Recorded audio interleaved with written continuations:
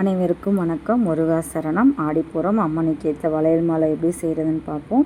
நம்ம ஏற்கனவே நம்மளோட பேஜில் நெக்லஸ் மாதிரி எப்படி பண்ணலாம் அப்படின்றத போஸ்ட் பண்ணியிருக்கோம். பார்க்காதவங்க அதை பாருங்கள். அது மாடல், அந்த மாதிரியும் கட்டலாம்.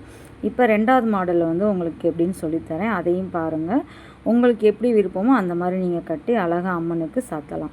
இந்த வளையல் மாலை எப்படி பண்ணணும் அப்படின்னா, எப்பயும் போல் உங்களுக்கு லேஸ் எடுத்துக்கலாம், தொய்நூல் எடுத்துக்கலாம். தொய்நூல் வெள்ளை கலராக இருந்தால் அதை மஞ்சள் கலந்து காய வச்சு எடுத்துக்கோங்க. உள்ளன் நூலும் எடுத்துக்கலாம். எது உங்கள்கிட்ட இருக்கோ அதை எடுத்துக்கோங்க. அதில் எப்பயும் போல் முன்னாடி நம்ம கட்டுறதுக்கு கொஞ்சம் இடம் விட்டுட்டு வலையில் முடிச்சு போட்டுக்கோங்க. முடிச்சு போட்டுட்டு ரெண்டாவது வலையில் வச்சுட்டு எடுக்கும்போது, இப்போ நான் வைக்கிற மாதிரி பாருங்கள்.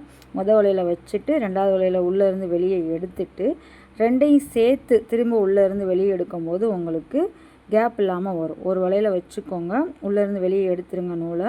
ரெண்டு வலையில் சேர்த்து மேலே கூடி ஒரு பின்னல் போட்டு அப்படியே நீங்கள் எடுத்துகிட்டு வர்றது தான். நான் பொறுமையாக தான் சொல்லியிருக்கேன், வீடியோவில் தெளிவாக பாருங்கள். ஒரு வலையில் வச்சுக்கோங்க, ரெண்டு வலையிலையும் அப்படியே சேர்த்து மேலே கூடி அப்படியே திரும்ப அடியில் கூடி எடுத்துட்டிங்கன்னா உங்களுக்கு நெருக்கம் வந்துடும். நம்ம சொன்ன வீடியோவில் பார்த்த வீடியோவில் ஒரு வலையில் வச்சு அப்படியே மேலே கூடி நம்ம பூ கட்டுற மாதிரி கீழே கூடி நம்ம எடுத்துக்கிட்டே வருவோம். அது நெக்லஸ் டைப்பில் வந்துடும்.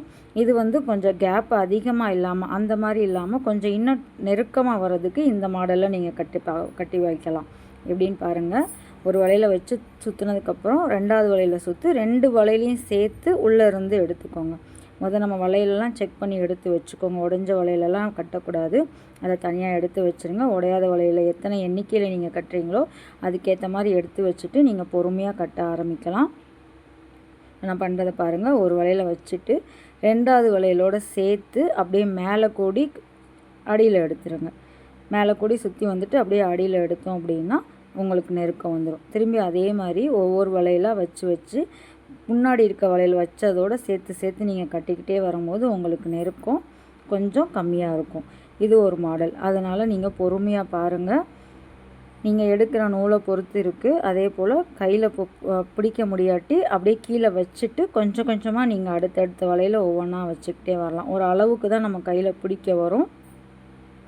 அதுக்கப்புறம் நீங்கள் கீழே வச்சுட்டு அப்படியே நெருக்கமாக, ஆனால் லூஸ் விட்டுட்டீங்க அப்படின்னா லூஸ் ஆயிரும்.